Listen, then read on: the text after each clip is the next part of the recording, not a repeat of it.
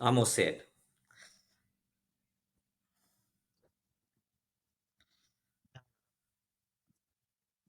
Okay.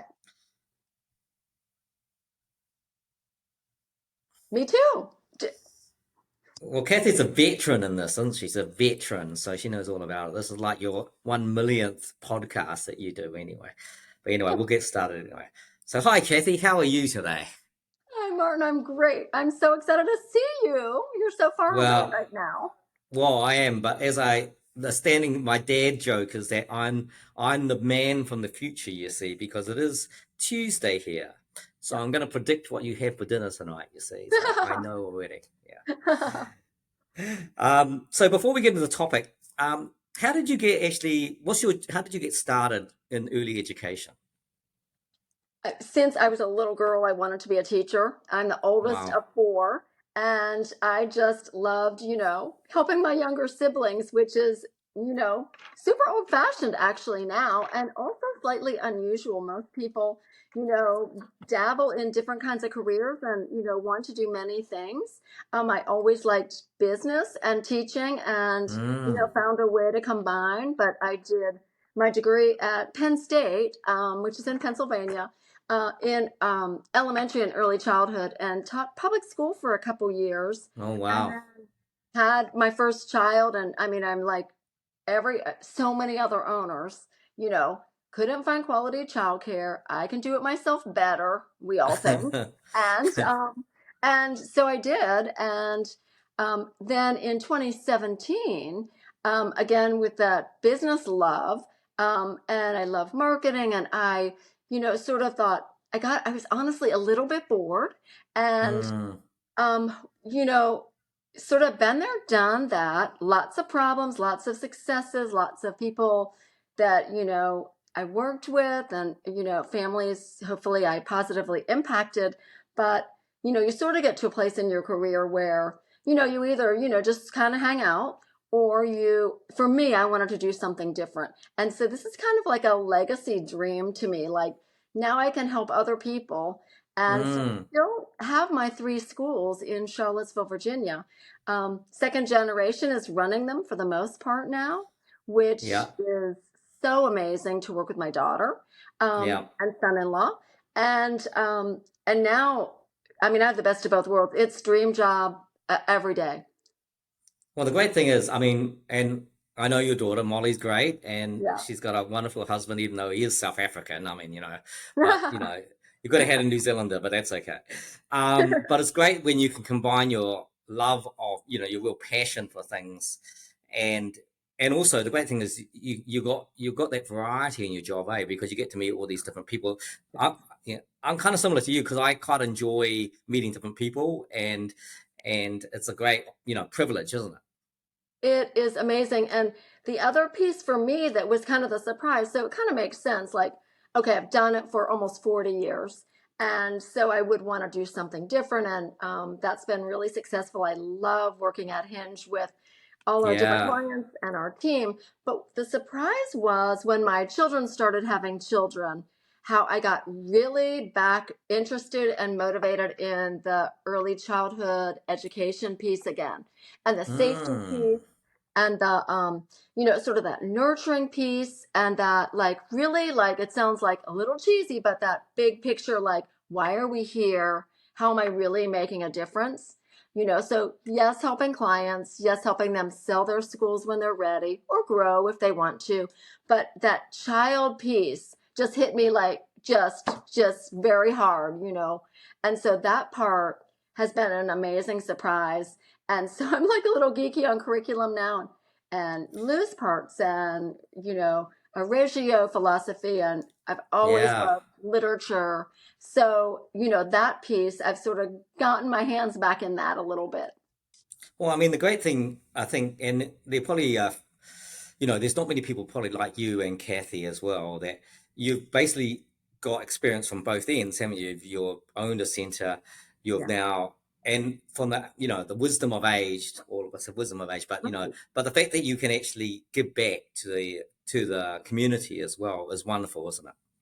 It's amazing. And my little, actually, I'm super blessed. My daughter, Molly, and son-in-law and little grandson, my little nugget Leo, live next door to me. So Oh, I can wow. be. Today he took a nap at my house. And I say that they dropped him off and he was filthy dirty. And it just made my heart so happy because he had been outside, his little boy just super busy all day, and I had to change his clothes, and he took a nap at Pippi's house today. So just really being able to be hands-on with young children is just such a blessing, and just such a gift. Well, especially having your grandchildren living next door is awesome, isn't it? Yeah. I mean, Oh, so many, my sister has grandchildren, but they live all overseas, and it's really nice to have your family so close by. amazing. Yeah. So, when it comes to adding value to your childcare business, there are many options like refits, family perks, teachers' benefits, and the list goes on. How would you advise owners on prioritizing and organizing their options? Okay, so it depends on their goal. Either way, I'm going to say similar things. So if their goal is to think about selling in, say, the next 1 to 3 years, Mm, they want to look really good for buyers. They want to mm, shore up anything that needs attention. So, for instance, during the pandemic, maybe they let some deferred maintenance go. So for me, I had a roof that I ended up, about a couple months ago, had to replace a whole roof. I didn't do it during COVID. yeah. No one had a crystal ball of what was going to happen. So, but now, kind of bit the bullet and did that. So that would be an example. Or maybe rebranding so that, everything is, very attractive and organized for buyers to come in. Other things would be, really simple things, make sure everything is clutter free. That, Yes. and that image, like when someone walks into your building, Mm, similar, actually identical to how you want to impress a parent, family, or mm. potential staff member. So if it's sort of like why you should have like pots out front. If you're going to have pots out front, the flowers or greenery should be alive. Because people just think like, oh, if you can't like water a plant, how are you going to remember to diaper my kid? That's a Yeah, little yeah. silly, but parents are they're living in a lot of fear right now and a lot of just post COVID, there's a lot of changes for families and children. So back to what I would recommend. So that would be like big picture aesthetics. Also, maybe fresh paint, obvious repairs, and then the big repairs, like I said, the roof. And then it would be the operations, making sure your operations, I'm not plugging one place, but I am, because, everything in a place. Yeah. So that you look and are very organized, that you, in the diligence piece, you can pull data quickly. You can pull compliance quickly. You can pull everything to do with your staffing or your children or the immunizations, all of those things that, quite frankly, a lot of us just kind of during COVID, we were kind of paddling, kind of keeping our head above water, let's say. And so if you're thinking about selling, and by the way, it's an amazing time to sell right now because Mm, it's crazy, Martin. So many international groups have yes. wanting Come to private the market. equity. Yep, Yeah. international companies want to come to the U.S. I'm sure I can't speak for anything but the U.S. And also, quite a few people may be aging out, sort of like, I'm exhausted. I've gotten my company through COVID. I've got my staff sort of shored up, but now I'm ready to either do what I'm doing, which is kind of a legacy, kind of something else, or retire, or time with grandchildren, any of those types of things. It's an amazing time if you're thinking about selling. I'm very happy to help and point you in the right direction. Then the other piece would be maybe you're not selling and you're wanting to just be the best you can be. And so that would be, how do you attract staff and parents to your school? And so Mm, those would be excellent organization again, especially with your e-packets that you would be marketing your program, or same thing with staff. And again, the really good communication. Make sure that whatever your core values are, you're really living them, and Yeah. everyone in your school can talk about them, especially the tour giver, the director, Right. and that, you try your best. And we have a tough job, honestly. It's getting harder all the time, Martin. But Mm, try your best to solve a problem within your core values, if at all possible. Of course, you've got to have good core values for that. So mine, for instance, nurture. So how do I solve a problem? If a parent is upset, I go to nurture. How can I nurture that parent? How can I educate them? How can I understand their point of view before explaining mine? That would be an mm, example of solving a problem with nurture as a core value. mm. Well, that's great. I mean, it's interesting. A lot of things that you're sort of saying. I just sort of remember my parents used to own a motel, and one Oh. of the things they did early on is they constantly had to keep it up to date because it's easy for things to Mhm. sort of fall Yeah. by the wayside, isn't it? And if you don't continually do those things, Mhm. it actually costs you more in the long term, doesn't it? Because yeah, 100%. Yeah. yeah, And so if you keep up, first of all, it's, less to do later, less expense. And also keeping up, you're always kind of on the trend. If you otherwise bright and shiny, a new program comes to town. Remember, I said there's lots of interest in our industry from international and the big national groups. Some of the bigger strategics, we would call them, like the bigger, what you might call a yeah, chain, they're growing. Regionals are interested in getting bigger in their region. And then the bigger guys are looking at the regionals. And so it's sort of a lot of, when we look at the top 50 list every year, Kathy Legan, mm, our president, writes the top 50 article, and I do a little assisting on helping with some of the research. And it is crazy. You look at the top 50 from year to year, and people are moving up, and then some people are growing, phenomenally, because they've grabbed and bought maybe a regional group. So there's so much movement in our industry and so much opportunity, whether you want to sell or you want to grow. It's really fun.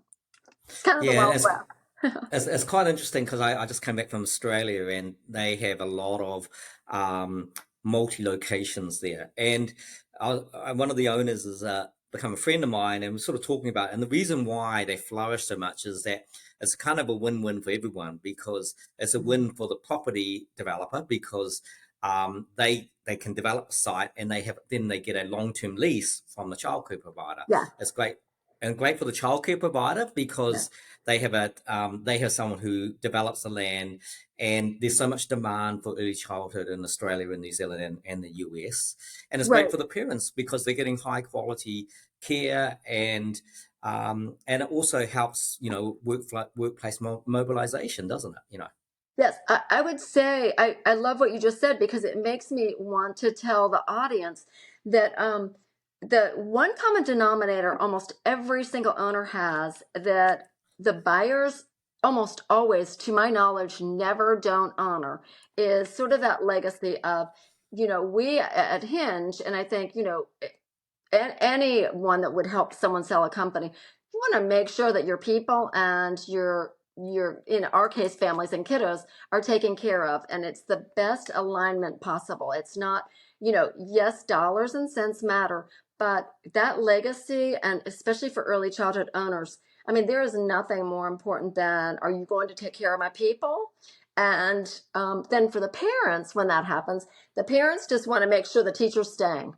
Yeah, They also don't want tuition to go up too high. yeah, But boy, Miss Susie Q matters more than tuition dollars. 20 more bucks, that's not going to be a deal breaker. But if Miss Susie leaves, holy yeah, moly. exactly. Yeah. So we covered quite a lot of things here, but and I think you might have covered some of these. But what are some of the adding value actions that you are typically involved with? Name four. Name four. Four. In terms of adding value, the easy one is add intentional sizzle. If you want to set yourself Mm, apart for your unique selling point, or being able to have your directors say, here's what's different and unique about our program, or for a buyer to be really intrigued, you want to do, and so 10, 15 years ago, it was language immersion. It was 20 years ago, it was computers. Yeah. Then it got to be sort of techie things. Now it's much trendier, but also better for kids. Remember, I said I got back into researching what's best for little children. Yes. Um, Outdoor classrooms that started Mm. with, California, Australia, New Zealand, y'all are amazing at it. But it's, if you've got cold weather, have a warming hut. If you got cold weather, Yeah.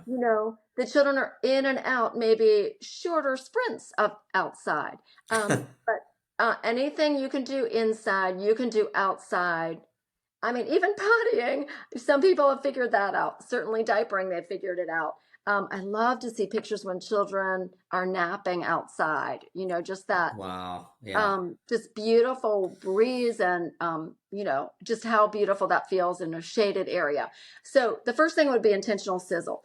Another sizzle, so outdoor classrooms, like beautiful, really enhancing your outdoor environment so that children aren't just in one four-wall classroom all day. And I know Yes. you all have some amazing, we talked about Michelle Pratt Yeah. before, and what she's doing in Australia. But there's some really creative ways to enhance the environment if you've got the money for that, or especially if you're starting from scratch and adding dirt and a building. Look at some of those creative elements that don't cost a Yeah. lot. The Yeah. garage door, where you can be indoor, outdoor, or I know a friend of mine just did a really cool. This is super creative. They're out of Michigan. The the Learning Tree, Carol Gatewood and Andrea Mikowski. They just bought a really cool food truck, Oh, wow. and Carol Gatewood's incredibly creative. Her husband went to Mexico and got it upfitted. It's gorgeous. Happy to send you some pictures with their permission. And guess what they're doing with it? First of all, they hired someone that can use it on the weekends for their, like a small business. But they're using it. They have 5 locations, soon to be 6. They're using it to serve their teachers, taking lunches to their teachers. Ah, that's Like, smart. makes my heart so happy. Like, That's just take, that's that's really clever, isn't it? Especially with staff retention and yeah, making your staff feel special. And it, brilliant. and it, and the great thing about that, the owner can then use the truck in the weekend. Yes, yes. The owner she's, very much legacy oriented. What can I do for my people? I've done well in this industry. This is Carol Gatewood. And so she's made 2 of her regional directors partners in their newest school, number 6. Mm. But she did this they just kind of dreamed up. What else could we do that's super cool? Let's do a food truck and do food for our teachers. I love it. Right. So So that's a intentional great, sizzle is number one. yes. What's the Okay, let's see. I'm looking at my, okay, well, I mean, other things would be adding, so I'm going to go into financial now. yeah, Because no money, no mission. Honestly, Martin, I got to go a yeah, little, you got to bring yeah, the money in to do the sizzle. So I want to have people be 70% minimum full-time equivalents, yeah, minimum 70%. I've got 5 little kind of rules or 5 things you can control, usually 4 of them. And I'll talk about those. So one is being full to capacity when you can. Given staffing right now, 70% is, kind of a target. More than that is great.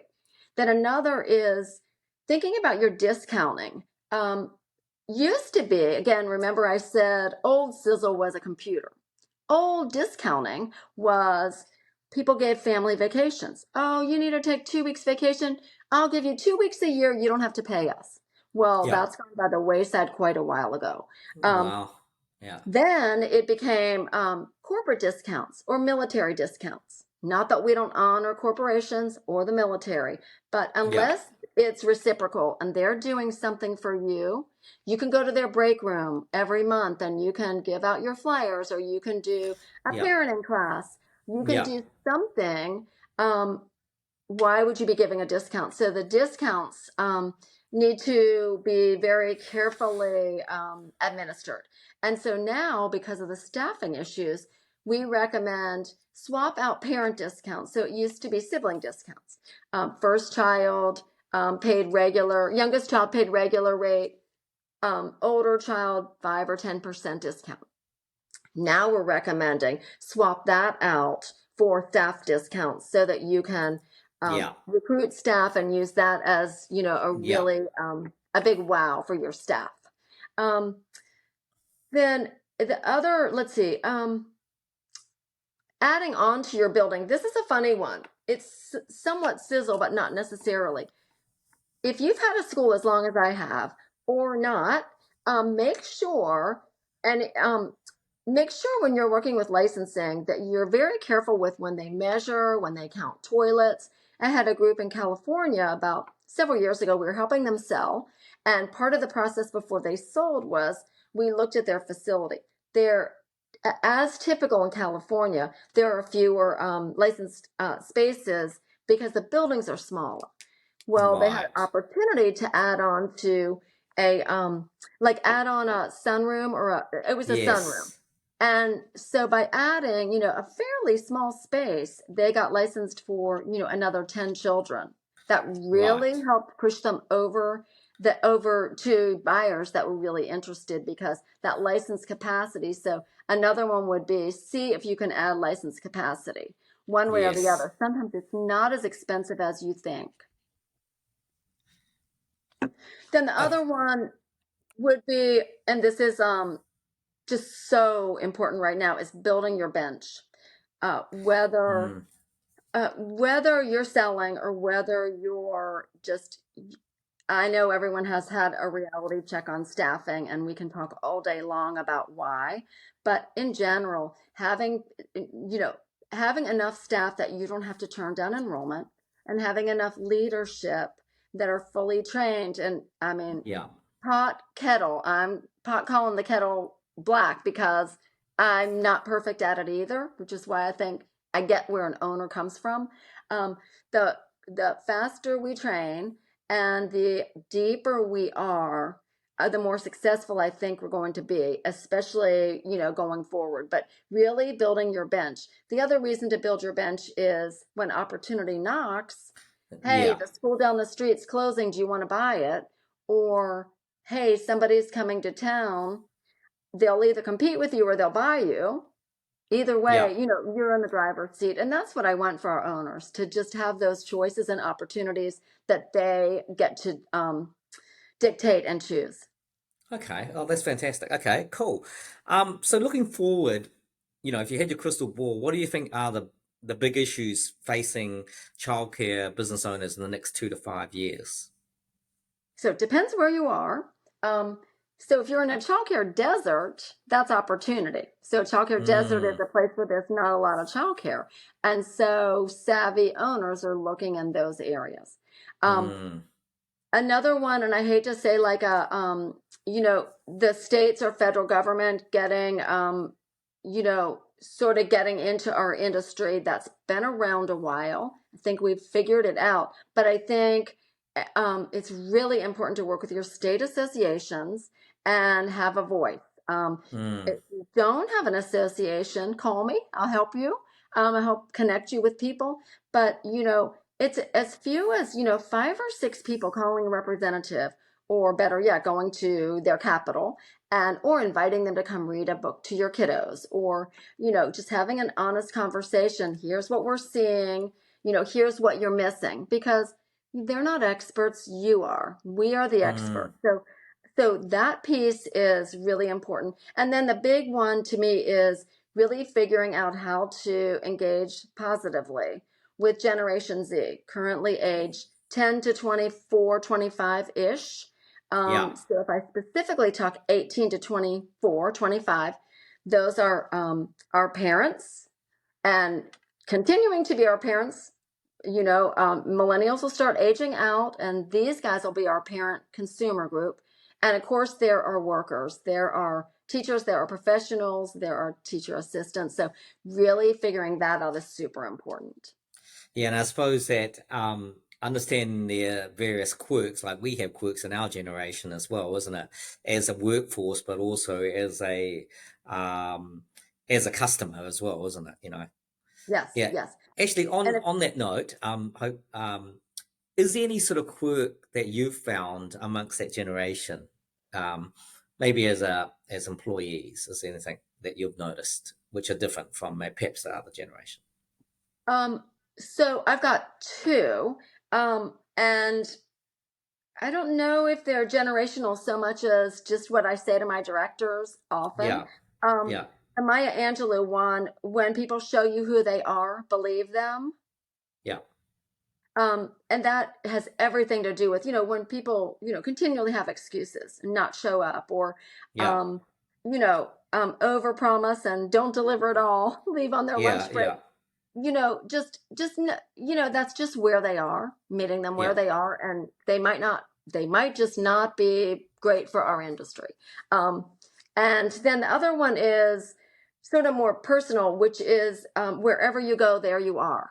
And we keep getting life lessons from the universe, or however you want to think about it.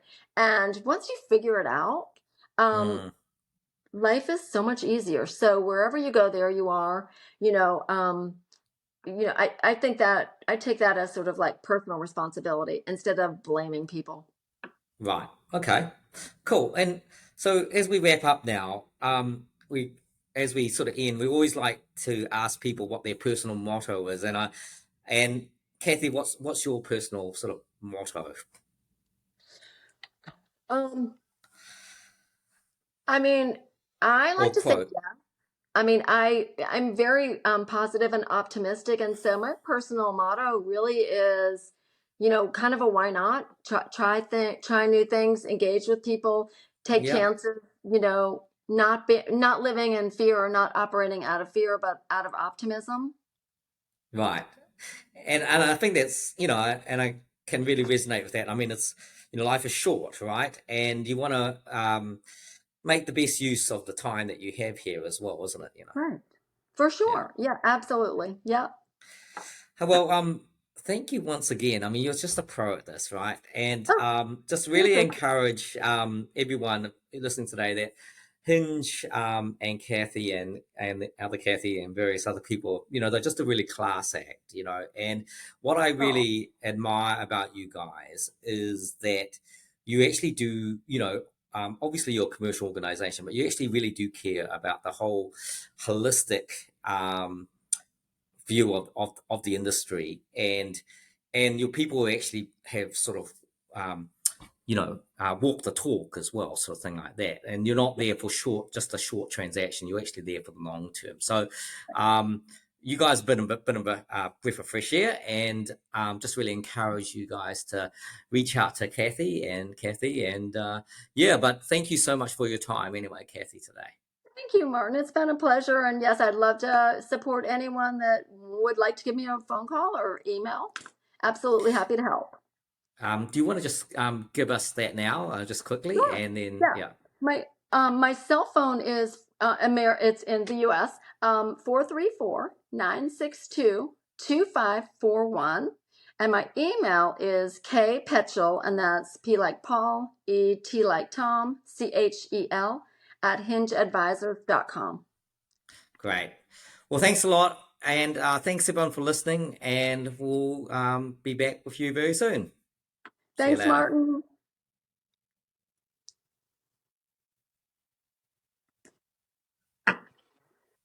Awesome.